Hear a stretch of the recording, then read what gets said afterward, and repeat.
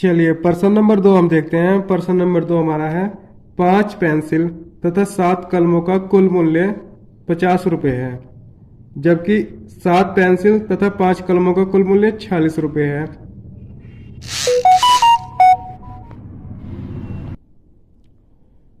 चलिए चलिए प्रश्न नंबर 2 हम देखते हैं।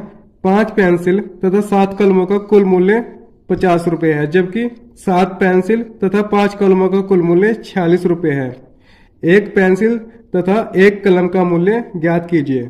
चलिए उसको भी कर लेते हैं। तो सबसे पहले हम इसमें क्या करेंगे, सबसे पहले हमने लिखा हल। अब हम क्या करेंगे, माना हम इसमें मान लें कि एक पेंसिल का मूल्य और एक कलम का मूल्य। माना एक पेंसिल का मूल्य, माना एक पेंसिल का मूल्य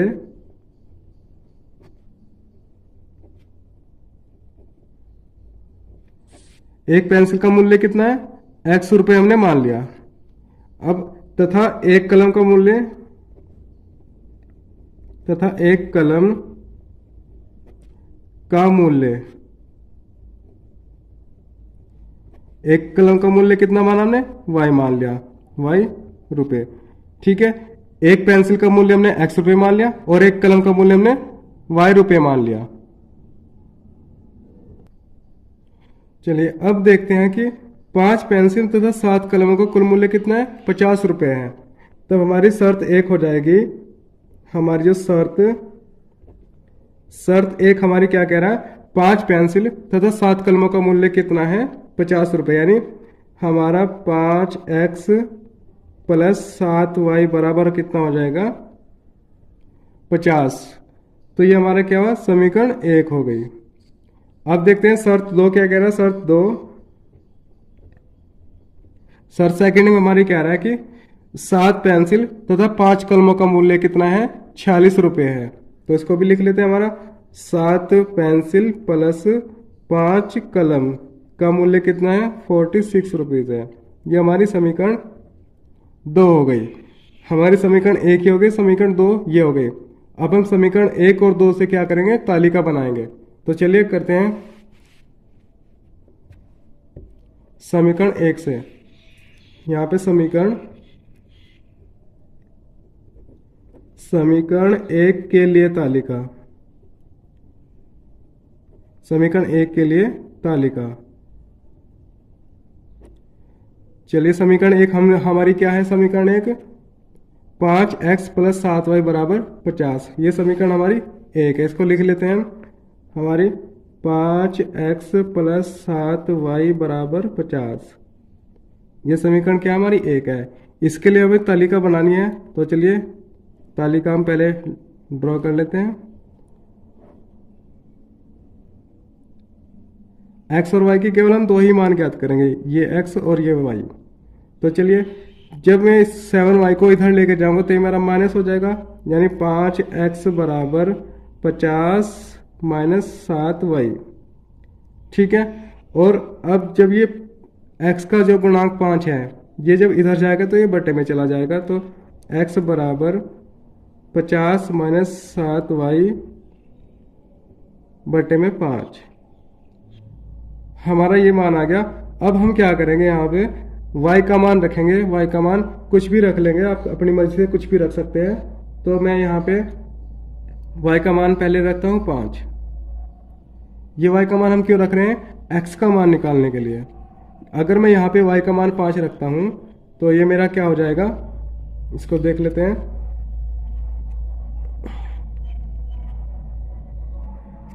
चलिए यहाँ पे देख लेते हैं इसको।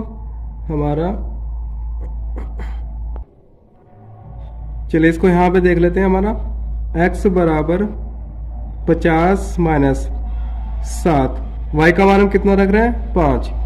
तो y का मान हमने 5 रखा बटे में 5। ये कितना हमारा 50, 7 पंजे 35। चलिए वहाँ यहाँ पे हमने y का मान 5 रखा, तो हमारा क्या हो जाएगा 50 माइनस ये हमारा 7 ये है, और y का मान हमने 5 रखा, y का मान हमने 5 रखा। तो हमारा 50 माइनस 7 पंजे 35 बटे में 5। 50 में से 35 गए तो कितना बचा हमारा 15। और बटे में 5। 5 से 15 कितनी बार कटा? 3 बार, 3। तो यानी हमारा यहाँ से हमारा x का मान कितना आ गया? 3। तो यहाँ पे रख देते हैं 3। चलिए अब y का मान दूसरा रखते हैं, कोई दूसरा मान रखते हैं जो y का। अपनी मर्जी से आप कुछ भी रख सकते हैं, 1 2 3 4 5 6 7 8 9 कुछ भी। तो चलिए मैं y का मान रखता हूँ 0। जब मैं यहाँ पे y का मान 0 रखूंगा तो x बराबर 50 माइनस 7 गुना 0 बटे में 5। यानी यहाँ से 7 ये है और y का मान हमने 0 रखा, तो 7 इंटू 0 ये कितना हो जाएगा हमारा? ये तो 0 हो जाएगा। इधर यहाँ हमारा 50 बचा, 50 बटे में 5, और 5 से 50 कितनी बार कटेगा? 10 बार। यानी हमारा x का मान कितना आ गया? 10। तो जब हमने y का मान 5 रखा तो x का मान 3 आया। y का मान जब हमने 0 रखा तो x का मान हमारा 10 आया। ये समीकरण 1 से हमारी तालिका बन गई है। अब देखते हैं समीकरण 2 से तालिका। समीकरण 2 के लिए तालिका हमारी हो जाएगी, समीकरण 2 के लिए तालिका।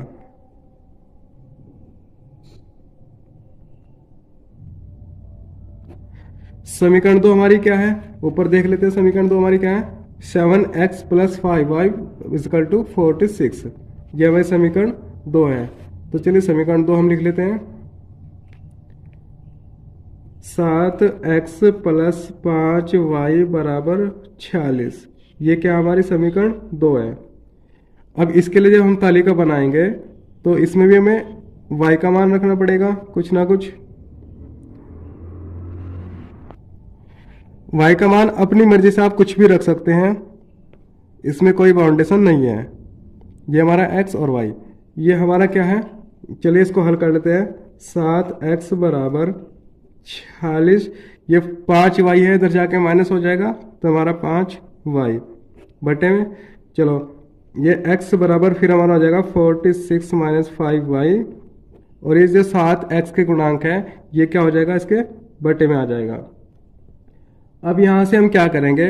y का मान हम कुछ भी रखते हैं। y का मान चलिए मैं रख लेता हूँ माइनस के 2। जब मैं यहाँ पे माइनस का 2 रखूँगा यहाँ, तो इसको देख लेते हैं। हमारा x बराबर 46 माइनस ये 5 गुणा माइनस के 2, ठीक है, और बटे में हमारा कितना है? 7। जब इसकी मल्टीप्लाई इसमें होगी तो 5 दूनी 10 हो जाएगा, मगर ये माइनस का है, माइनस माइनस प्लस हो जाएगा, तो हमारा कितना हो जाएगा? 46 प्लस 10 बटे में 7, यानी हमारा कितना हो गया? 46 प्लस 10 56, और बटे में 7। ये 7 से कितनी बार कट जाएगा? 7 से कितनी बार कट जाएगा? 8 बार। यानी x का मान हमारा कितना आ गया? 8 आ गया। तो यहाँ पे रख देता हूँ 8। अब x का दूसरा मान निकालने के लिए हमें y का मान कुछ और रखना पड़ेगा। तो चलिए y का मान मैं रख लेता हूँ 5। यहाँ पे मैंने y का मान 5 रखा, तो इसको कर लेते हैं x बराबर 46 माइनस 5y बटे में 7, ठीक है। जब मैं y बराबर यहाँ पे 5 रखूँगा तो मेरा क्या हो जाएगा? यह 46 माइनस 5 इंटू 5 बटे में 7, ये कितना हो जाएगा? 46 माइनस 5 पंजे 25, और ये बटे में 7। 46 में से 25 गया तो कितना बचा हमारा? 21। 21 अपॉन 7। 7 से 21 कितनी बार कट जाएगा? 3 बार। यानी हमारा x का मान कितना आया? 3। चलिए जब हमने y का मान -2 रखा तो x का मान 8 आया। जब y का मान 5 रखा तो x का मान हमारा 3 आया। चलिए अब इसको देख लेते हैं ग्राफ पे। हमारी तालिका दोनों बन गई है, तालिका ये 1 और ये तालिका हमारी 2। अब इसको करते हैं ग्राफ पे। चलिए करते हैं, चलिए इसको करते हैं ग्राफ पे। ग्राफ पे जब हम करेंगे, हम सबसे पहले क्या करेंगे? हमारा x एक्सिस को और y एक्सिस को खींच लेंगे, ठीक है। ये हमारा क्या है? ये हमारा x एक्सिस है और ये हमारा क्या है? y एक्सिस है।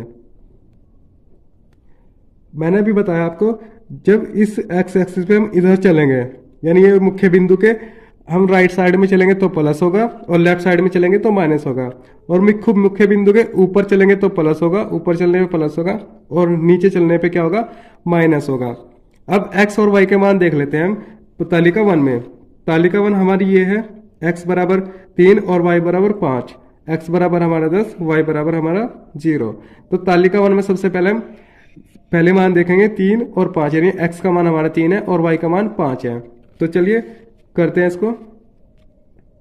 पहले मैं नंबर डाल देता हूँ, हमारा 1 2 3 4 5 6 7 8 9। चलिए ऐसे ऊपर डाल देते हैं, 1 2 3 4 5 6 7 8 9।